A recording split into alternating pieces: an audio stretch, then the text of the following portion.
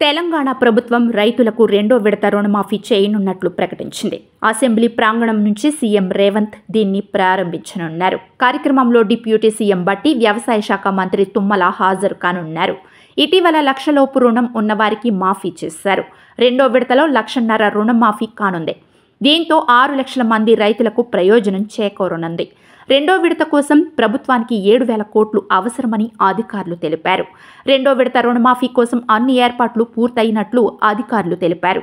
మరోవైపు మూడో విడత రుణమాఫీ ఆగస్టు 14వ తేదీ తర్వాత జరగనున్నట్లు సమాచారం. సీఎం రేవంత్ రెడ్డి ఆగస్టు 2 నుంచి 14వ తేదీ వరకు విదేశీ పర్యటనలో ఉండనున్నారు. ఆయన తిరిగి రాష్ట్రానికి వచ్చాక 2 లక్షల రుణమాఫీ ఉండనున్నట్లు తెలుస్తోంది. మొదటి విడతలో భాగంగా 1,00,000 లోపు రుణాలను మాఫీ చేసింది కాంగ్రెస్ ప్రభుత్వం. ఇందుకోసం 6,093 కోట్లు బ్యాంకులకు చెల్లించింది.